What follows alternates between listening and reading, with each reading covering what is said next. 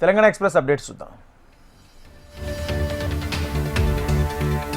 హన్మకొండ జిల్లా పరకాల మయూరి గార్డెన్స్ లో పెన్షన్దారులు సదస్సు నిర్వహించారు. ఈ సదస్సులో ఎంఆర్పీఎస్ వ్యవస్థాపక మందకృష్ణ మాదిగ పాల్గొన్నారు. కాంగ్రెస్ ప్రభుత్వం పెన్షన్ పెంచకుండా పెన్షన్దారులను మోసం చేశారని విమర్శించారు. ప్రతిపక్ష రాజకీయ నాయకులు కూడా పెన్షన్దారుల కుటుంబాల పక్షాన పోరాటం చేయడం లేదని ఆరోపించారు.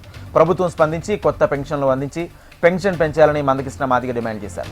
లేకపోతే నవంబర్ 26న పెన్షన్దారులతో మహాధర్నా చేపడతామని ప్రభుత్వాన్ని హెచ్చరించారు.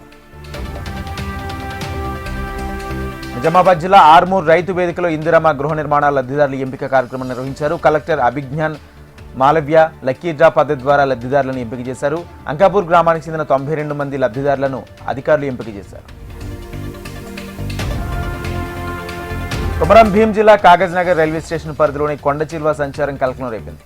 దీంతో స్థానికులు ప్రయాణికులు భయాందోళన చెందుతున్నారు. తరచూ కనిపిస్తున్న కొండచిలువ వల్ల ఎప్పుడు ఏ ప్రమాదం జరుగుతుందోనని స్థానికులు ఆందోళన వ్యక్తం చేశారు. అటవీ శాఖ అధికారులు స్పందించి కొండచిలువను పట్టుకుని అటవీ ప్రాంతంలో వదిలివేయాలని ప్రజలు కోరారు. మంచిర్యాల జిల్లా కోటపల్లి రైతు వేదిక దగ్గర యూరియా కోసం రైతులు బారులు తీరారు. వర్షం కురుస్తున్న యూరియా కోసం రైతు వేదిక దగ్గర రైతన్నలు పడిగాపులు కాశారు. యూరియా కోసం నిరీక్షిస్తూ క్యూ లైన్లో నిల్చున్న తమకు యూరియా దొరకడం లేదని ఆగ్రహం వ్యక్తం చేశారు. వర్షాలు సమృద్ధిగా కురుస్తున్నా వ్యవసాయానికి వాతావరణం అనుకూలంగా ఉన్నప్పటికీ యూరియా లేక పంటలు నాశనం అవుతున్నాయని రైతులను ఆవేదన వ్యక్తం చేశారు. మహబూబాబాద్లో ఈ నెల 28న నిర్వహించే బంజారాల ఆత్మగౌరవ సభను విజయవంతం చేయాలని మాజీ ఎమ్మెల్యే శంకర్ నాయక్ పిలుపునిచ్చారు.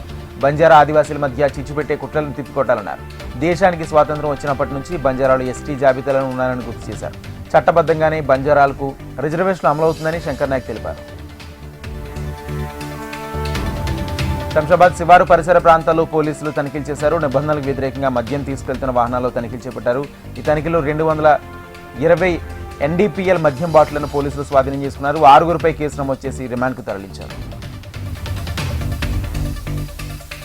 శంషాబాద్లో బీజేపీ పార్టీకి ఎదురుదెబ్బ తగిలింది. బీజేపీలో సీనియర్ నాయకుడిగా ఉన్న కొలను ప్రదీప్ రెడ్డి పార్టీకి రాజీనామా చేసి తెలంగాణ భవన్లో బీఆర్ఎస్ వర్కింగ్ ప్రెసిడెంట్ కేటీఆర్ సమక్షంలో బీఆర్ఎస్లో చేరారు. ప్రదీప్ రెడ్డికి కండువా కప్పి పార్టీలోకి ఆహ్వానించారు.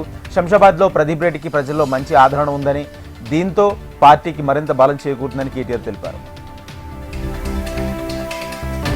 నిర్మల్ జిల్లాలో వ్యభిచారం ఇసుక మాఫియాపై పోలీసులు ఉక్కుపాదం మోపారు. నిర్మల్లో ఒక ఇంట్లో వ్యభిచారం నిర్వహిస్తున్న 2 మహిళలతో పాటు ఒక వ్యక్తిని పోలీసులు అరెస్ట్ చేశారు. అదేవిధంగా మహారాష్ట్రలోని ధర్మాబాద్లో ఇసుక బియ్యం అక్రమ రవాణా చేస్తున్న షేక్ రౌఫ్ అనే వ్యక్తిని అరెస్ట్ చేశామని పోలీసులు తెలిపారు. నిందితుడు కొన్ని రోజుల నుంచి ధర్మాబాద్ చుట్టుపక్కల ఉన్న 6 జిల్లాలకు రేషన్ బియ్యంతో పాటు ఇసుకను అక్రమ రవాణా చేస్తున్నట్టు పోలీసులు గుర్తించారు.